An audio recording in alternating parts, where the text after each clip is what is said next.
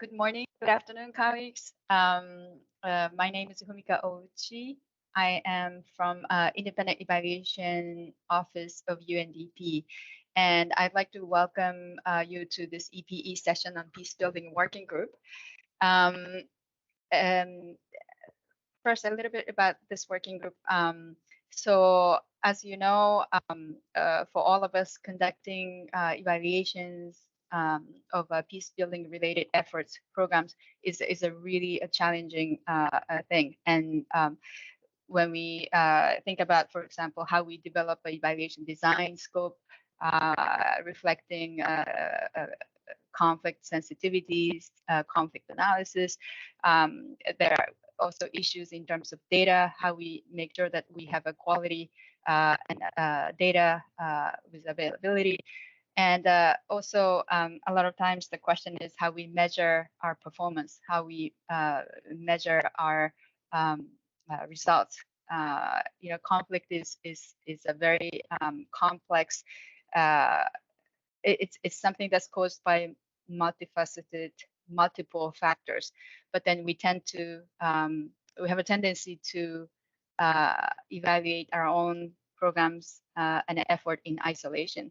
So this working group, Peace Building Working Group, was established for the first time last year as a part of the UNEG working group.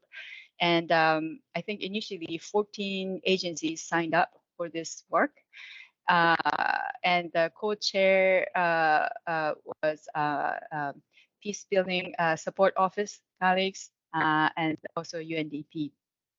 Now, today's session is presented by a few colleagues, and I want to introduce them to you. First, Ekaterina Drodnik,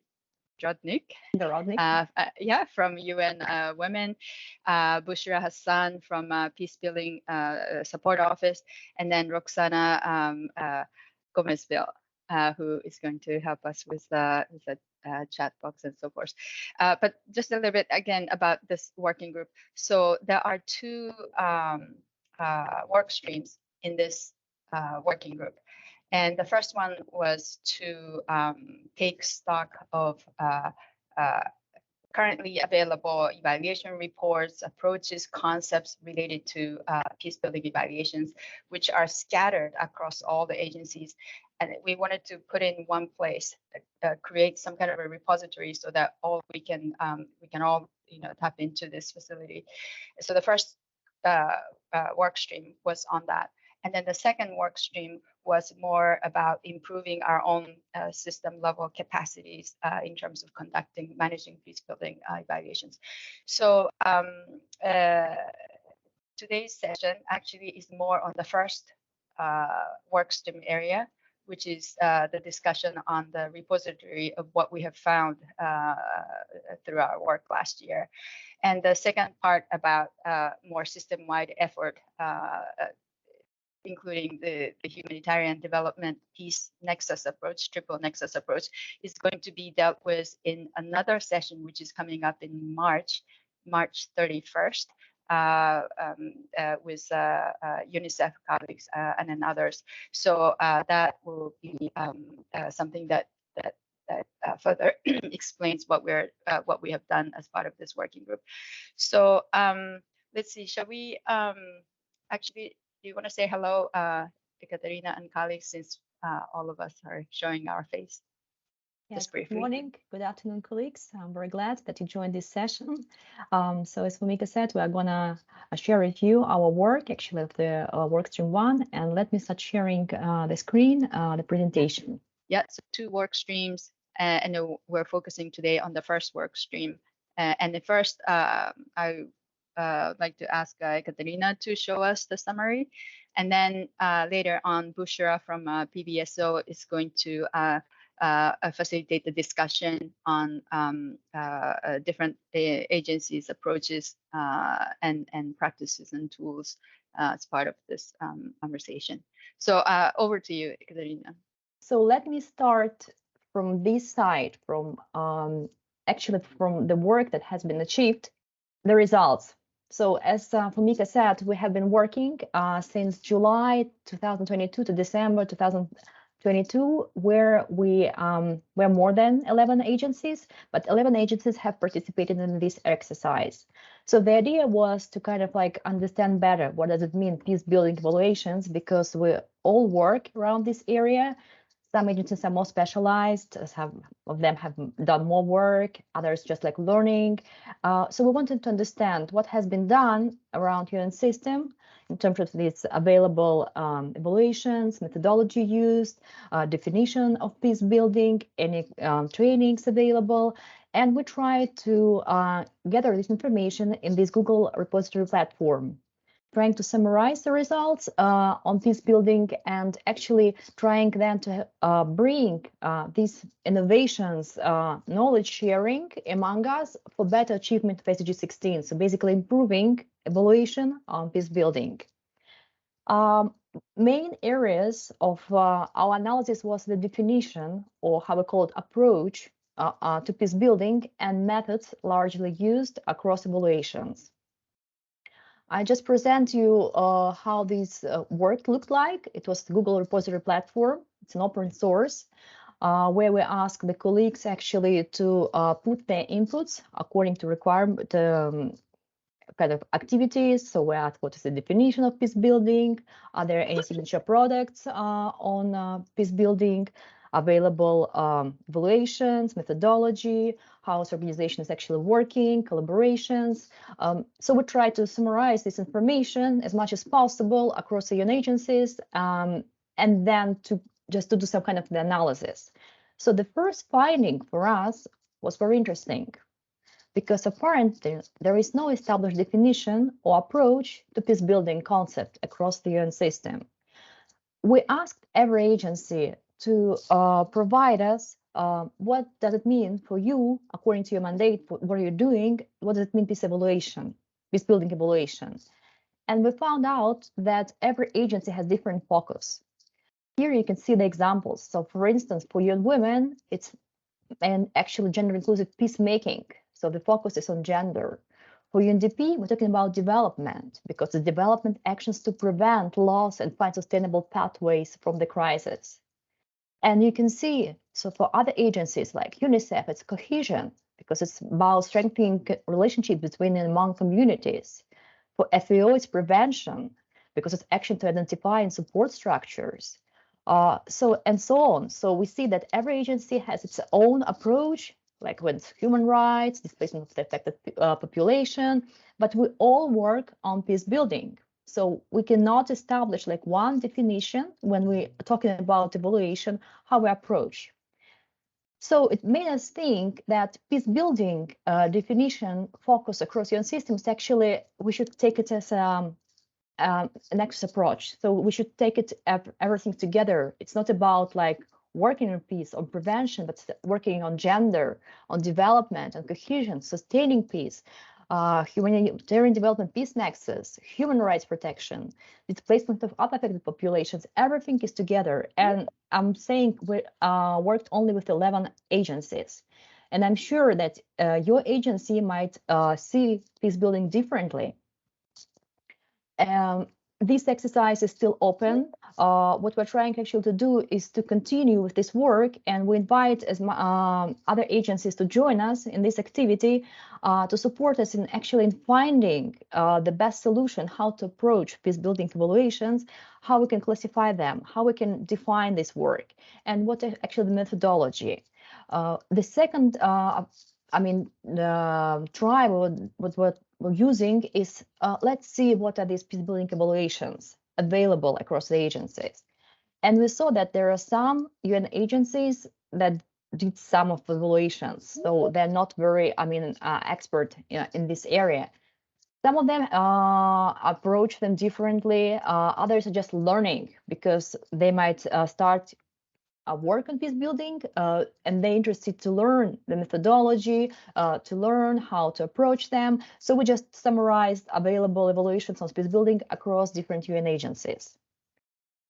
Another part of the work that we also try to do is summarize what is actually training opportunities on peace buildings that every agency is trying to provide to increase the capacity development of its own staff or even the external users.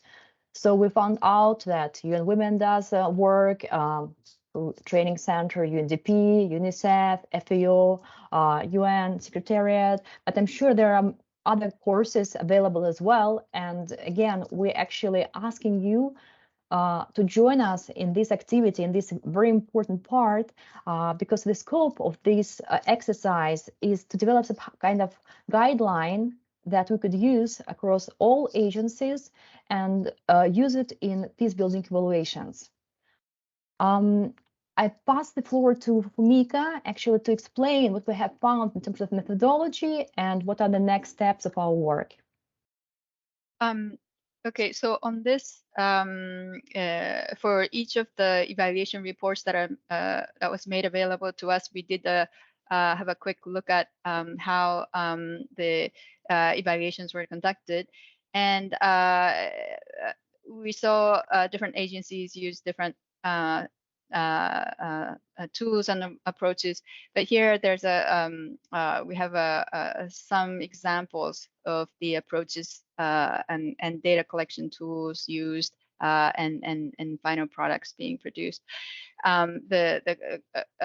We saw contribution analysis case studies, for example, as a broader approach in terms of data collection, the key informant interviews, the surveys, on-site field visits, and then in terms of products, the project evaluations or synthesis type of products.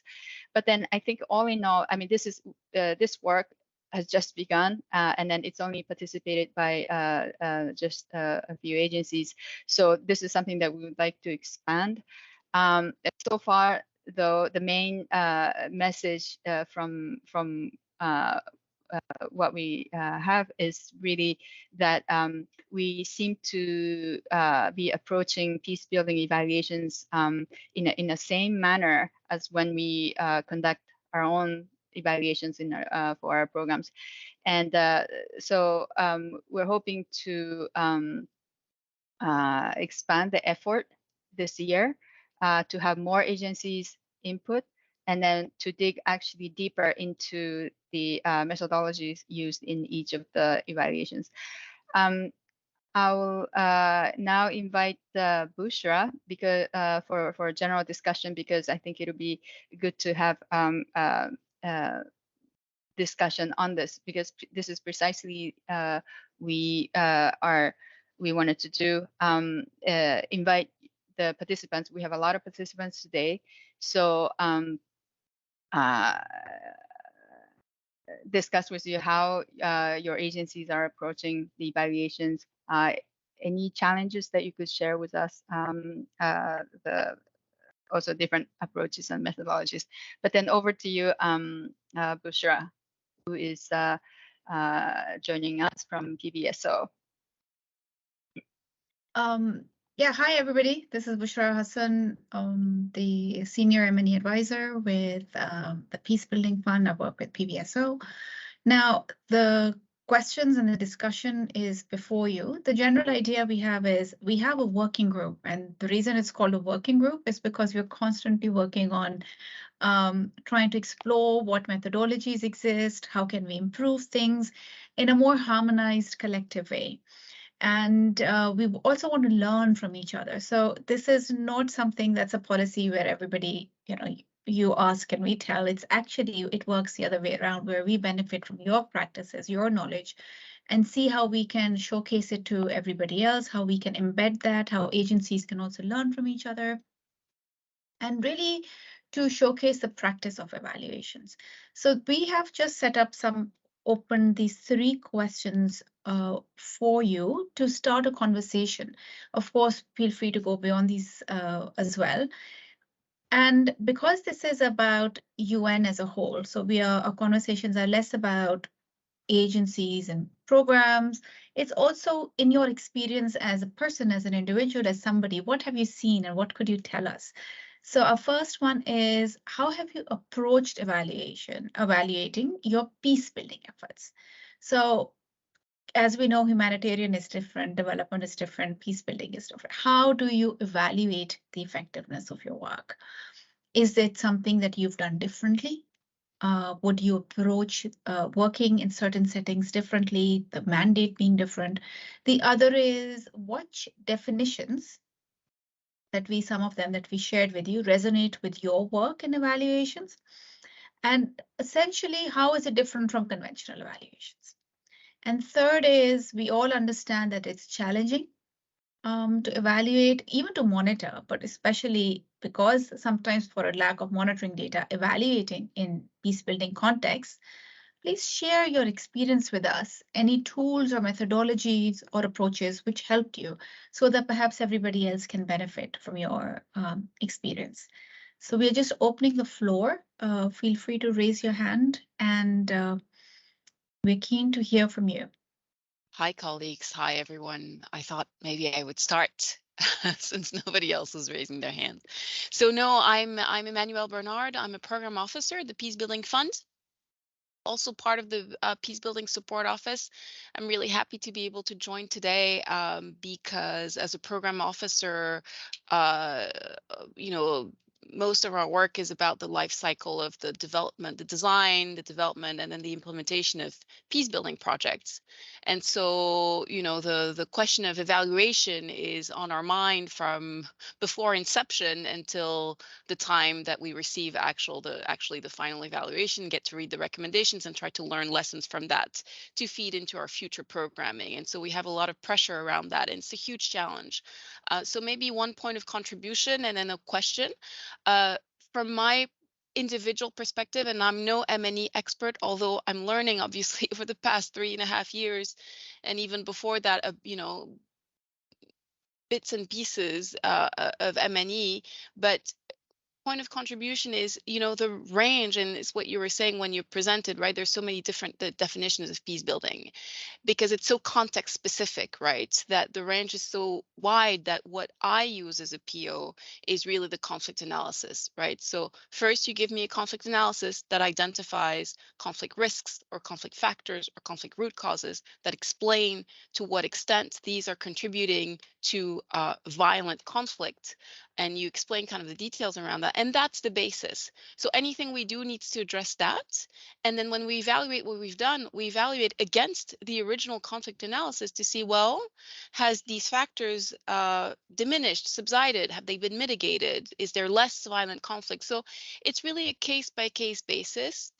In prevention settings, it might be more about fragility or risk or instability than, you know, the number of deaths. But so just a point of contribution for that, and hopefully it's helpful. But keeping that in mind, then for me as a PO, when I think of the number of evaluations that I've read over time on peace building projects and the variety of approach, methodology, and quality that I end up seeing, and how much of a challenge that is for me to then use that for future programming. My question to the group is there any discussion about perhaps a harmonized approach to evaluation of peace building?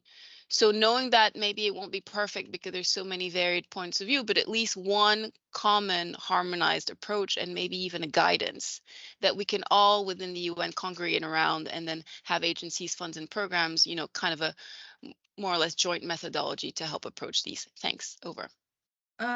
Thank you very much. I really appreciate what you said about we're all learning here.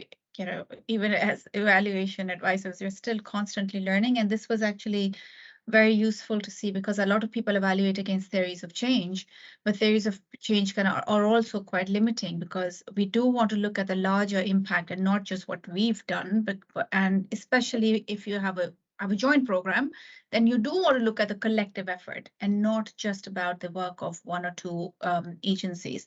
So that's really insightful. I'll refer to my colleagues who've been working on this longer, Ekaterina, Famika, Tim, on your question around a harmonized approach to evaluations. But let's move on to Kirsten, Vanessa, and then Kirsten. Thanks so much. Hi, colleagues. My name is Vanessa Wyeth. I'm not an evaluation expert. I'm UNICEF's the global lead on conflict prevention, fragility, and peace building. And I've spent quite a long time working on policy issues related to UN peacebuilding, most recently as a member state. And so it's interesting, having been involved, for example, in drafting and negotiating the 2016 resolutions and all of the conceptual debates and about how do we define peacebuilding and sustaining peace, to hear that the UN system is still having these conversations as well. I think what we've realized for UNICEF is that question of like, what do we mean by peacebuilding, especially in the context of what we as UNICEF do, is something that I think has been a little bit of a barrier for us really being able to evaluate and understand and enhance our contribution, our impact. And so we're currently working on a global peacebuilding framework for UNICEF that seeks to kind of, you know, have a bit of a conceptual framing of what like understanding conflict, understanding drivers of conflict, drivers of peace, and then what UNICEF's contribution to all of this is and how it relates to conflict sensitivity, conflict analysis, et cetera. I think what we found is that a lot, and I would say this based on 20 years of experience, there's a lot of times that the everything gets bogged down at the conceptual level. People say, well, how do you define peace building? And then that's where the conversation stops. What it seems to me is that there is almost like peace building as the overall goal and lens of looking at work. Almost, you know, it's like in that sense, it could be everything under the sun, which is not helpful, I think, when you're looking at trying to evaluate. And then there's peace building as a set of activities, some of which may or may not be explicitly framed as peace building activities. And that's where, in looking through the various definitions that you collected in your survey, that's what it seems to me that a lot of agencies are doing, right? They're saying, like, what are the activities that we do that contribute to peace and in line with our mandate? And so I do think that there needs to be, it would be useful for the UN system. At one point, there was a policy committee, I think, very long time ago, definition of peace building. This is, you know, and I don't know that the UN system still has that. I think there are some legislative documents negotiated by member states. There's various SG's reports. I don't know if there's one single definition in the UN system, and clearly that's what your review shows. But then there's what is each agency's contribution to this, and what is each part of the system contribution to peace building, and that's the thing that we should be looking to measure and to understand better. I'm not sure if that's helpful or not, but that's, I think, the way that I've been talking to colleagues about it as well. If you think about big long-term trends of addressing root causes and prevention and, you know, addressing the inequalities and grievances, et cetera, that contribute to violent conflict, and you look at and you think of it as in the nexus sense as a risk-informed way of programming, of understanding the risk of conflict as one of a set of risks that countries face, and a set of capacities that they have domestic capacity to address, and that we as the UN have tools to help with. But then what is the agency? How do you translate that into the mandate and the specific activities that each agency does, and what is our contribution to that? I think has been a helpful way of at least talking about it with colleagues in various sectors. And I would think would lend itself to measurement, but I would be interested to hear other colleagues' views as well. And thank you so much for inviting me to sit in on this meeting, since I'm not usually part of these kind of more evaluation discussions. Thanks. Thank you very much. We could just have a conversation about this for hours. This is such a big and important area. And I think this is essentially what came out of this, is also like, we're all contributing towards the larger peace building arena. We all have a role to play. And we want to be able to see how that collective effort, but we can't really see that unless we're defining clearly what we are trying to get towards. And every single person I've asked, like, what's your definition of peace is? And I remember someone said to me, you know, peace is you being able to be feeling secure walking out the door any time of the day. Then I was like, well, okay, then women all over the world are just not, we need projects for women all over the world, because, you know, that's a that doesn't work because then everybody needs peace, which is probably true in some cases anyway. So how do you define that? How do you put that down? It's very often also very contextual. But before we come back to this, and I do want others to chime in, Vanessa, on your very important points. Over to Kirsten. Thank you. Good morning. I'm Kirsten. I'm supporting the Peacebuilding Commission support branch in the PBSO currently, and I'm definitely no M&E expert and therefore have no contribution, but I have another question because I feel like conflict prevention is getting ever more interesting and ever more important, and especially also as part of the context in the new agenda for peace. And I feel like it's especially difficult to monitor or to prove what you prevented from happening. So I was wondering whether you could share some experiences in how you deal with monitoring and evaluating conflict prevention, also in terms of getting funding for conflict prevention, if you cannot prove it. So that would be interesting. Thanks. Okay, so I think we have sufficient number of questions. The last one being an extremely difficult one. How do you measure prevention?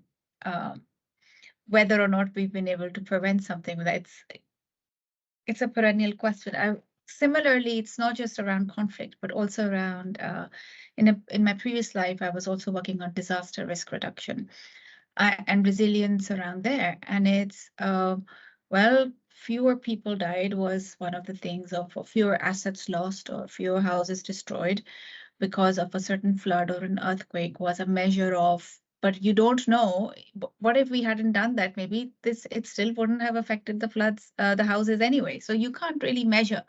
And there are so many other factors about people's experience or knowledge, because it seems to strike in the same areas as well. So it's also the overall around prevention, the overall measurement is difficult, but also attribution is, because you may have been effective, but who do you attribute that result to?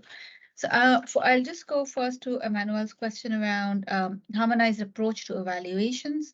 How are we making that more systematic? Is there anything that we can do around there, or if it has come up? So I'll just refer to Ekaterina and Famika, Tip, if that came up.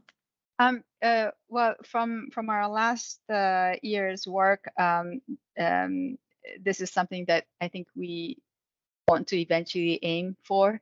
Some kind of a coming up with a methodology piece, approach piece, harmonizing how we are doing things. But the Vanessa's comment about peace building as an overall goal, that is precisely how I felt that different agencies are doing different things. Actually, when we first started out this working group, we learned that the Peace Building Office has already defined or categorized over 40 different types of peace building activities in 6 areas. And those are political process, safety and security, rule of law, human rights, government functions, basic services, economic revitalization. All of these areas are actually our different agencies are also contributing to. So I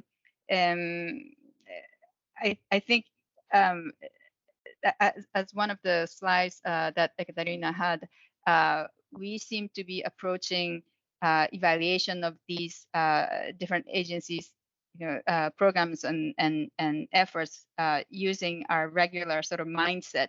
And then, but it is challenging to conduct evaluations in these settings. And then so we should definitely come together as, as a whole UN agencies to try to come up with some kind of a approach that we can all use and learn from. So the first year of activity was once again simply for all of us who are not the subject matter experts. We're coming from evaluation perspective, but then really trying to understand what do we mean by peace building, and then we learned about these a lot of resolutions that are out there. But what is that? How what is a peace building? What do we mean by it? How each of the different agencies are conceptualizing that as or operationalizing it within their mandate. So again, it was still sort of exploring what we're trying to do. But then I think this year, I understand that this working group is going to continue as one of the working groups. So this is something that coming up with an approach paper or some kind of guideline is something that I think we would like to aim for. Yeah, over to you, Katerina. Yes, Fumika, I just want to add that it's true. So we're not program specialists, so we're evaluators. So for us, we're actually trying to check the reports that we had, and we were trying to find out what was the definition. And we found out that it's not possible to actually define peace building if we don't talk about gender, development, prevention, sustaining peace, protection, human rights. So it's really like a nexus approach. We need to bring all the definitions together. And the work that we're trying to do is to collect as much as possible your inputs based on your agency work, and then to come up with some kind of definition to harmonize this approach, this work that we're doing. And the idea of this work is not only to learn and to share with you, but also develop these guidelines, because it's not easy. We cannot approach peace building as we're doing, because we're approaching like other projects. It has some like requirements, some sensibility, so that we need to know in advance. And I think the work that we're doing might be very useful for other agencies that are interested in this. So I will share my email in the chat. So in case your agency is interested to join, not to the group, but at least this work, as I said, we have this online Google depository where you can just provide the input. So very easily, according to your evaluation reports, how do you define peace building? If you're interested, you can provide us also what evaluations reports you have, and maybe training opportunities you have. So you have different questions. So again, please feel free to join us and support in this work, because by the end of this activity, we would like to produce some kind of guideline that would be useful across UN agencies. Thank you. Thank you. I'll just respond also briefly to what Manuel's point was, because I think it's a good entry point into what Vanessa was saying as well, which was, I think we're talking about two different things. One is the more thematic, substantive approach or definition for the UN as a whole around peace building, and then to be able to clarify the roles and strengths of different agency around that mandate. And the other is a more, I think, a relatively simpler exercise of having guidance on what evaluations, how the evaluations or the guidance for evaluations for a certain context is different from conventional evaluations. So one very interesting point we already have is, when we have UNEG quality criteria, we have UNEG suggested approaches, right? But maybe a guidance should include something like, does the inception report show a clear understanding of the conflict analysis and the drivers of conflict before we have gone into gathering data? I think it could also identify that, we tend to club marginalized groups as one like big chunk, and then we decide which is which. But has the inception report identified who are the different kinds of groups that we must work with and include, and the differential impacts of conflicts or crisis on all of them? So a guidance note is more around how an evaluation around peace building has to be able to generate those kinds of nuances, and also recognize that sometimes evaluations around peace building may not, unfortunately, have the kind of rigorous monitoring data that you would expect in conventional programming. So perhaps we put some more investments, and I really like what other agencies have shared already about outcome harvesting and other approaches that they're using for outcome or for their evaluations. So I think it's really about ensuring that our quality guidelines or the guidance note recognizes that the evaluators need to have an understanding of those parameters, and the documents that come as a different phase of that must take those into consideration. Vanessa's question, I think, has multiple dimensions to it, in my view. And I please, I'm to facilitate. I'm not here to answer, but I'm just so excited about this conversation because generally, what excites me about this, Vanessa, is what you were saying, that you are actually developing a global framework for UNICEF. And I think that's fantastic. And we should all know what that is. We should all understand. And UNICEF is known for being able to measure what it does so well.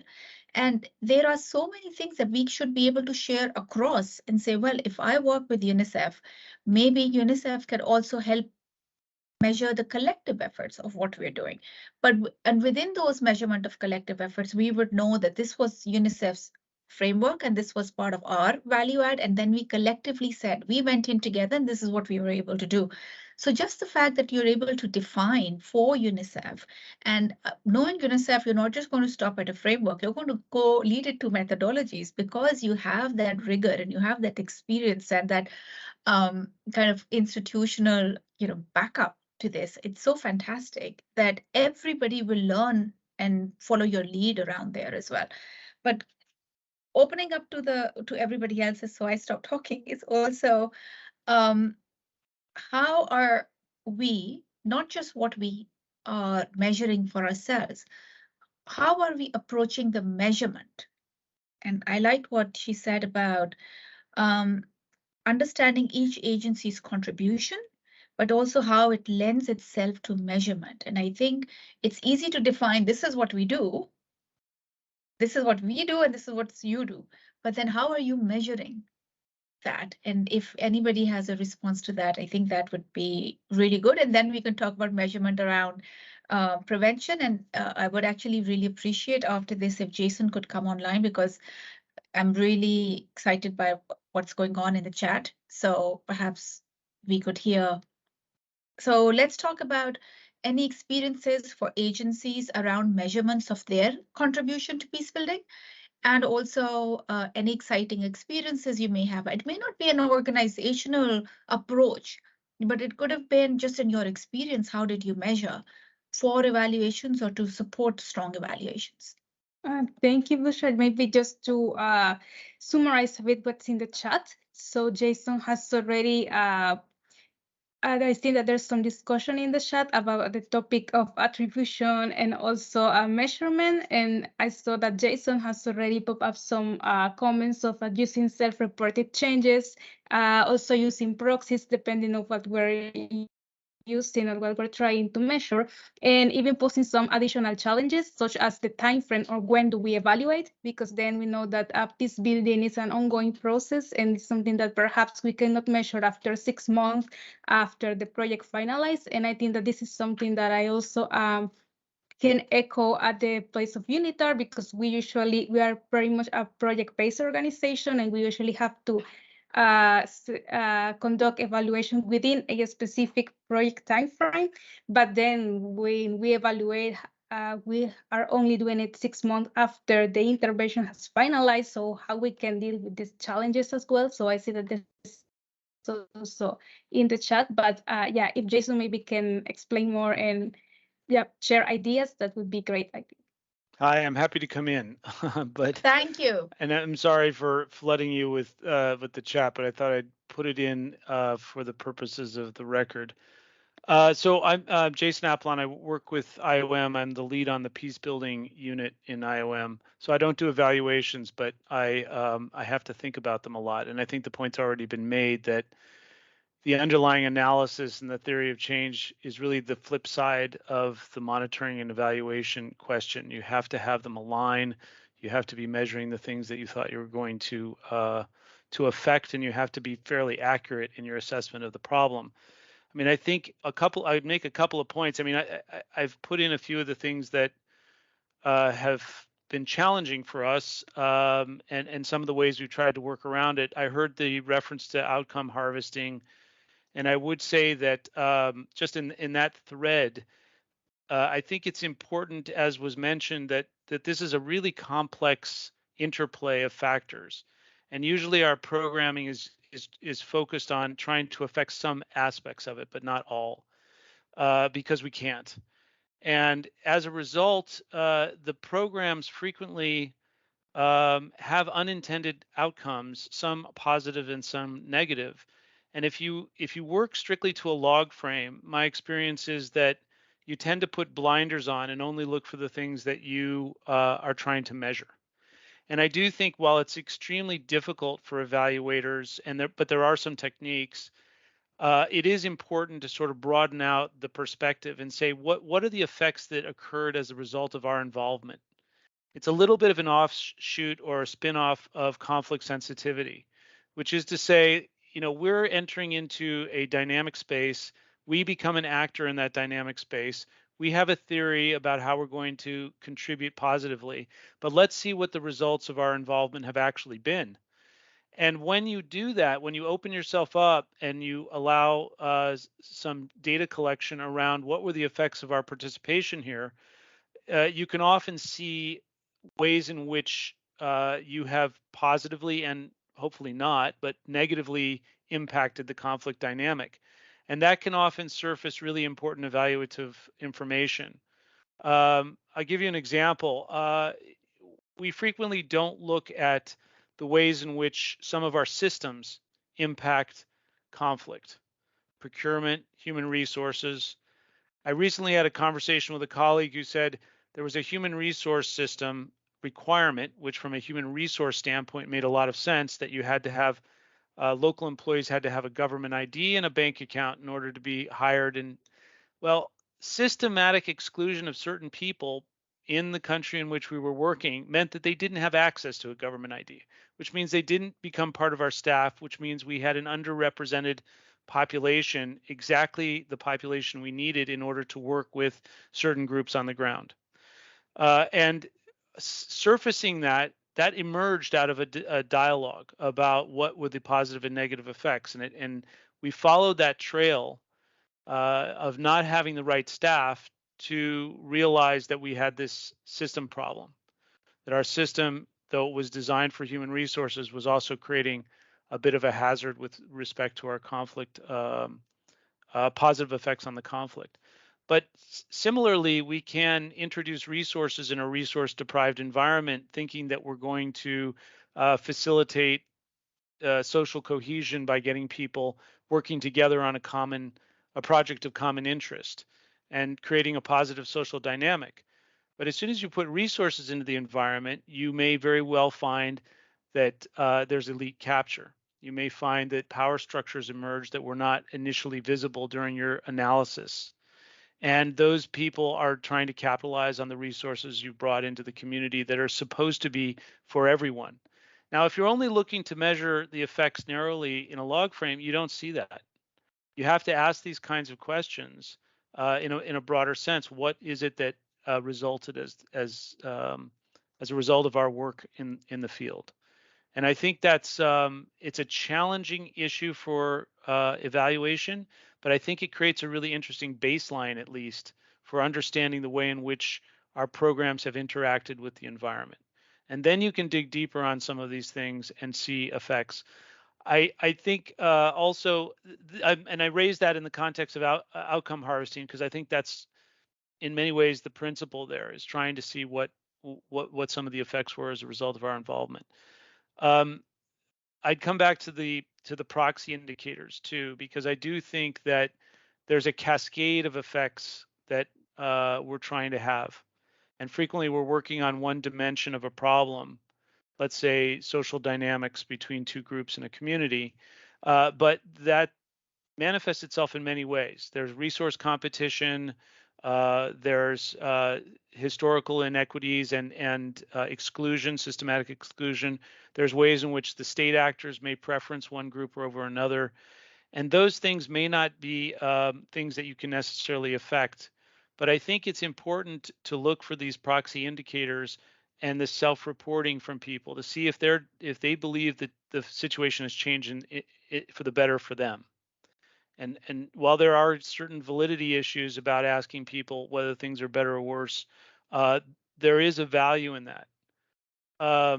So I'd throw that out there. And the other thing I think is important from a design and then eventually an evaluation standpoint is this question of I wouldn't call it so much attribution, but we are dealing in conflict environments with very fast changing situations. You know, rarely are we dealing with a very static set of issues. Even in protracted conflicts or stale conflicts, there's a lot of dynamism, and there's a lot of new actors entering. There's a lot of new interests emerging, capitalizing on the conflict dynamics.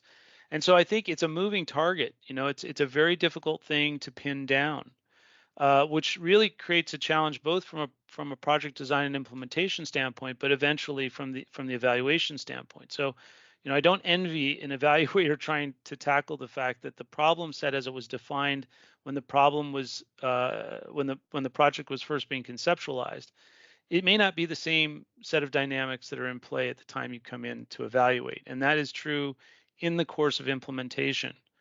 I would also just highlight that, you know, I think a lot of us are working on different kinds of conflict as you described already, this issue of definition. I think the definition really is important, and even if we don't have a single definition across the organizations, I do think it's critical for any intervention to have its own definition of the nature of the problem.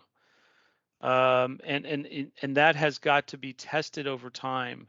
You know, there needs to be an iterative approach. We're not talking about monitoring and learning here, but I do think that rather than a summative evaluation, we've got to have an iterative approach to reassessing the dynamics of the environment and the changes in the conflict dynamics, and making appropriate adjustments to our programs in real time. And again, that's a little bit different, but it does have implications for the final evaluation. And I think that is an evaluative tool. Was the program adaptive? Was it sensing changes in the environment? Was it adapting to those changes? Or did the change occur and the program continued in a linear fashion without making the necessary adjustments? And from an evaluation standpoint, I think that's an important finding. You know, did the program capitalize on opportunities? Did it identify constraints in real time and make adjustments? So anyway, I offer that, but for what it's worth. Thank you. Thank you. I just want to say that the last 30 minutes that we've spent so far talking about just shows how important it is for substantive colleagues and thematic experts and evaluators to sit together, because you really enrich the conversation so much, because you know what happens. You know from the design to the evaluation stage, from conflict analysis, you've looked at everything. So sometimes, and I know that there's some critique on evaluators who look at things in a very academic exercise, or these are the TORs and we stay within the TORs, but actually the program managers and the thematic colleagues are saying, actually, we are curious about other things and help us understand those things. So they feed into the next phase of programming. And that's why this kind of interaction is so important. And I think over the next year, and I can see Fumika and Katrina nodding with me, I think over the next 1 year, we will definitely benefit from engaging with all of you. On just, we'll just have you in and say, are we heading in the right direction? Are we saying the right things? We are, for instance, coming up with a guidance note. Does it make sense to you or not? I think that would be helpful, because at the end of the day, we are here to support programming. So how do we do that? And I also agree with you that perhaps that one single I always say this, that we have this one ring to rule them all kind of approach, that if we had one definition, it would fix everything. Or if we had this one thing, one tool, it would help with everything. And that's not it. It's a complex topic. It's constantly evolving, constantly changing, and we need to help each other out in how are we working, how are we. And I love what he said about outcome harvesting, because it's one of my most favorite things as well, is we need to just be open-ended and explore. Before we came, maybe your life was better because we brought in, like you said, elite capture, or we forced certain communities to sit together and work together, thinking we're addressing root causes, when actually that's causing them more problems. And maybe those are initial problems that will get resolved over 10 years, and we need to challenge to change things. But we still need to understand that, is this the right thing in this context, in this culture, and in this sensitive area? And I'm just going to, looking at time, I'm also going to, Jason, pick up on what you said in the chat, but you didn't mention now, was the importance when we are measuring prevention, and how CAP surveys can also really help us in that kind of dynamic around, or the narrative around prevention. But I also want to open it up to other colleagues around the question from Kirsten on measuring prevention, and if any kinds of methodologies or tools have been used. We know CAP is good, and I also agree, having run CAP surveys, how difficult it is to just measure, because people even change their answer depending on who they think is asking the question as well. So these things have an impact. But if there are any other examples we have around measurement of prevention, and I think in that sense, I just want to add that for me, social cohesion is linked to prevention as well, because you are the point that you're building a more cohesive network of people is to prevent something. So even any kinds of approaches that you have to measure prevention or social cohesion, please share with us your experience here. Well, if I can just jump in, I mean, I would say that that is in fact one of those proxy indicators, is the degree of social cohesion. But I think one can also, in certain instances, and we had a program in one country where it was that social network that was able to identify specific instances in which they had mitigated some kind of an emergent conflict, either because the network was able to activate the right people. In one instance, it was an emergent issue around water resources, Yeah. which had periodically become violent historically, but the network itself was able to adjust and respond to early enough to prevent it from becoming violent. It was also within that network that they found the solution. And were able to mobilize resources to manage an irrigation system so there wasn't as much water loss. So both communities were able to benefit from the project. And the issue of conflict went away. It became an issue of co-management and of water resources. But it was the network and the fact that that most of the capacities necessary to both identify the problem before it became violent and to resolve it existed in the community. It wasn't a difficult problem, but it required that collaboration. And so I think that that social cohesion issue can be mapped, and there are dynamics there that can be surfaced that are more specific and helpful in future programming. But it is in some instances a proxy indicator for the prevention. I also want to say, without going into too much detail, that there's this conversation we were having about a certain area where there's a development intervention, and the development intervention in the small area that it's working in is showing good results. Conflicts are being mediated and resolved by the community themselves. But on a larger scale, let's say at an outcome level, the situation in that area is actually a lot worse, causing concerns.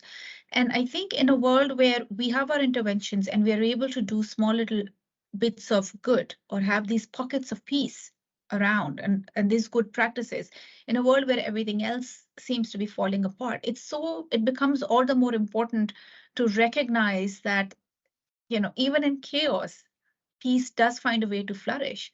And we have to be able to, again, measure that in order to be able to learn from it and showcase it. And we talk about scaling up projects, and these are the technical terms, but it's really to spread that work around and to see how else can this good work be replicated, and how do we adapt it accordingly? Alejandro. Thank you so much. Good morning, colleagues. My name is Alejandro O'Neill. I am a monitoring and evaluation officer at BBF.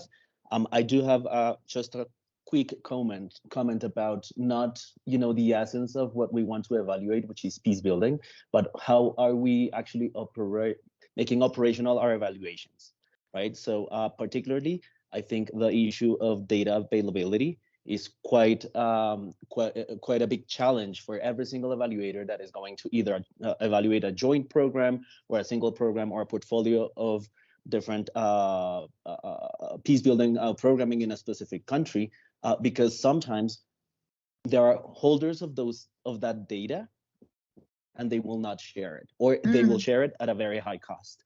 So at this point, sometimes gathering the data is difficult. Of course, contexts are changing. Contexts are constantly being, challenging for our evaluators. But also, if there's any other actor or stakeholder who has the data in a specific context, they won't actually share it.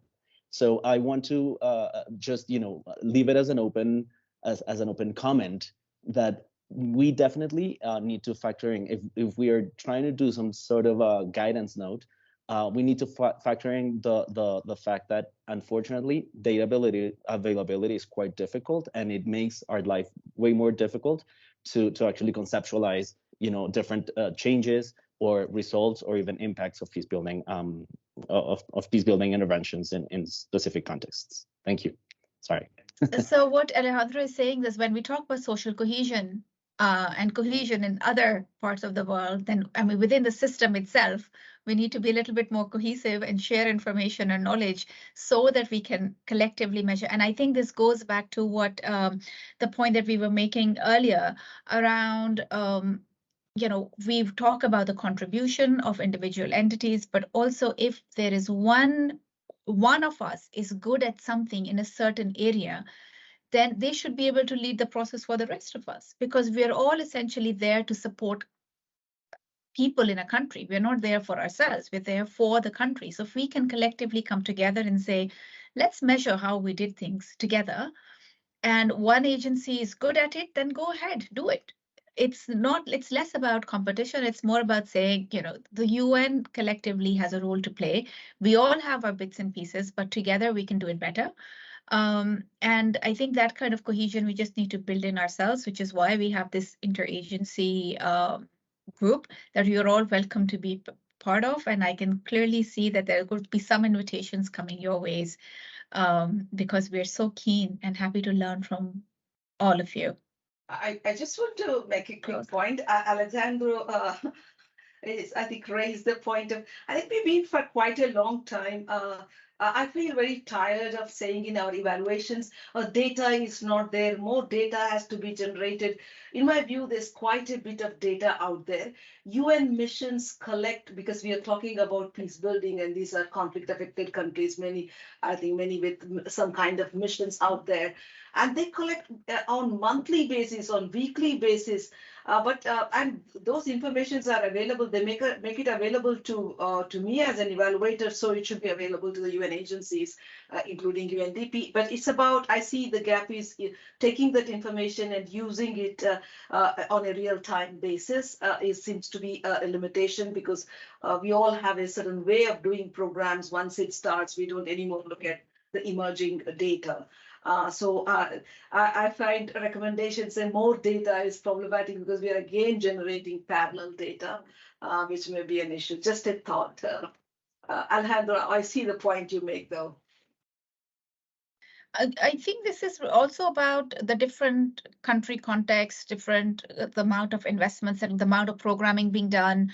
Also, probably in some cases, the kind of data that's being generated is going to be processed. How many, the kind of DSS data, for instance, was like how many people died in blasts, or how many violent actions there have been, or how many. It's more around there, whereas the kind of programming interventions is about the strength and resilience of communities to resolve their own conflicts to prevent them from escalating further. And that's where the data may be lacking, or it may sit with one agency but not available to all. So I think that in those kinds of cases, it is really being cohesive with each other, openness and transparency and all that jazz. But I think probably one of the things that happens with sharing of data is people would be willing to share, but there is a sense of, we put in so much effort in collecting it. We put our people at risk in collecting it. How can you very smoothly come up? So there's that relationship of reciprocity. And also a lot of the times it's just a recognition. It's, if we are helping each other, then we need to recognize that we've helped each other out. And I think it's that kind of acknowledgement and recognition of, we worked together and we were able to benefit from each other's monitoring systems or data collection systems, can really help with that. And we also really like Vanessa's point about positive deviance. Absolutely. Wouldn't it be good to learn from those and apply it elsewhere? I do think that's a good story. And sometimes we don't even need to work in places and they're managing fine. So that's what we need to figure out, how they're doing that. Are there any other hands? I just have one more quick point. My apologies, I came late, so I don't know if this was already made. I think one of the challenges in the evaluation which we have to deal with is the program scope itself. We may have a broader picture, but the particular intervention may be very narrow. Because social cohesion, community, everything sounds very nice, but the community is very hierarchical and fragmented, and it causes for disruptions in social cohesion itself. But the very small program focus of a particular organization makes it difficult dealing with the comprehensiveness needed for peace building. And that's something we need to acknowledge within the framework of evaluations. Otherwise, we are looking at something but trying to say something else. So there's this bigger issue of peace building, but within this particular agency has only this small intervention. How do we link these two? I think even as evaluators, we should be more responsible. Thank you. I'll stop here. Yeah, that's an excellent point. And I wonder if you were here when other colleagues were also talking about, like Emmanuel started it with, evaluations are not about programs. They should start with, evaluators need to work on conflict analysis and the drivers. And how they've been impacted, not just by one intervention, but generally by all the development actors working in the area. I also think the discussion that we had with Jason said, we have to move beyond log frames as well, and the impact of our presence in a certain system generally. And then just basically go beyond the program as well. And recognize your point, Vijaya, absolutely. Sometimes the conflict is so big and our own intervention is really small, but very often we are not the only entity, or it's not just one entity that's working in that area. And we also have to kind of understand how all the different elements are working in that context and what is our role to the larger narrative. So the effectiveness of that small intervention, the monitoring data should be able to give evaluators. And if we don't have that, that's a problem. And that's something that perhaps the guidance note, I think, I'm getting so many tips for the guidance note, we might as well just make it now because it's becoming so, we should have one or two more of these. But recognizing still the point that if we are looking at the work of one entity and it's a small program in a larger sphere, it becomes difficult to assess it, especially if we are working in isolation of others, or if it's not a very for cohesive effort with other players, which in itself is a finding, I suppose. Any last hands? I recognize we're 10 minutes over time, but this is exciting, and I really appreciate all the colleagues who are still here. Okay, then Famika and Katrina, over to you to close the session.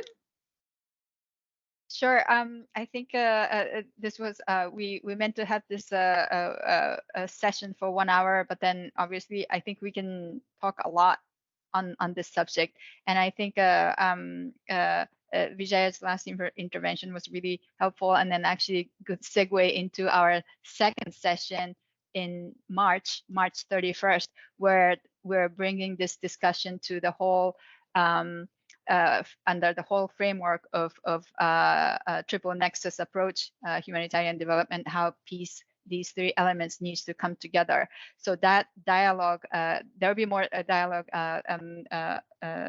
through that platform. So I would invite you to all attend that session, EPE second session on peace keeping working group presentation. I think I would say that what we have come up with from the first part, the work stream of our work, this working group was that we all learned that we're doing something. We're doing something towards peace building, operationalizing them, and then evaluating them. But then again, as we expected, it's all scattered approach, and there's definitely a need for us, I think, a consensus that we need to come together in terms of coming up with some kind of a common sort of a principles approach to evaluating all these efforts.